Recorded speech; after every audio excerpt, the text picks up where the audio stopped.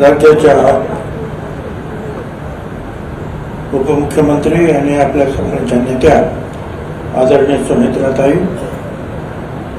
सर्व आमचे नेते मंडळी, आमचे सर्व मंत्रिमंडळातले सहकारी आमदार, माझ्या बारामतीकर सर्व बांधवांनो, भगिनी आणि माता,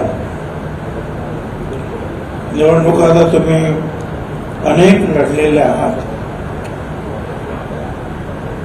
जिंकलेले आहात प्रचंड बहुमतात. पण या निवडणुकीची पार्श्वभूमी जी आहे ती फार वेगळी आहे.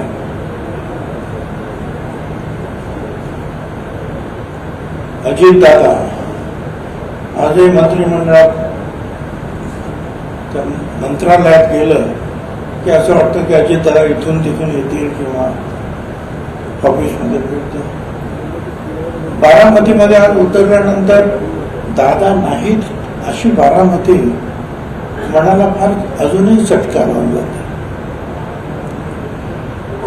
पण काही सगळ्याच गोष्टी आपल्या हातात नसतात, काही दैवाच्या हातात असतात. आणि म्हणून जे आहे त्याला आपल्याला पुढे तोंड द्यायचं.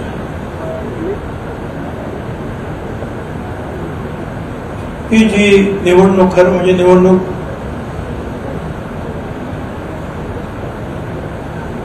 घेण्याचा काही प्रश्न नव्हता, परंतु दादाने जी अचानक जाण्याची वेळ जी काही निवडली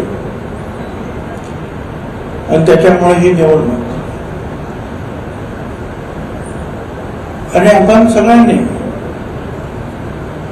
राष्ट्रवादी काँग्रेस पक्ष असेल आणि इतर सगळ्या अनेक पक्षांनी पाठिंबा देऊन आपण सुनेत्राताईंना दादांच्याच या जागेवर निवडणुकीसाठी उभं केलं आहे. आपण एक लक्षात घ्या, सुनेत्राताई ह्या केवळ बारामतीच्या आमदार म्हणून तुम्ही देणार नाही, त्या राज्याच्या एक नेत्या आहेत हे आपण सगळ्यांनी लक्षात ठेवलं पाहिजे. आणि त्या दृष्टीनंच तुमची आमची पाऊल जी आहे पुढची वाट असली पाहिजे. या निवडणुकीकडे पाहता म्हणजे तुम्ही निवडून देणार 100% याच्याबद्दल मला जरा सुद्धा शंका नाही. पण हे मतदान करताना सुद्धा तुमच्या लक्षात हेच असलं पाहिजे की आपण राज्याच्या एका आमच्या भगिनी नेत्याला निवडून देतो. राज्याच्या नेत्या त्या भगिनी आहेत आमच्या. खरं म्हणजे आनंदाची गोष्ट आहे. अनेक पक्षांनी जे आहे आपल्याला पाठिंबा दिला. 10-15 दिवसापूर्वी मुख्यमंत्र्यांना भेटलो, म्हणून काही प्रश्नच नाही, आपण सगळ्यांनी मिळून एकत्रित निवडणूक लढवायची आहे. मी म्हटलं आपल्याला भेटलं पाहिजे, आम्हाला सगळ्यांना आपण जरूर भेटा.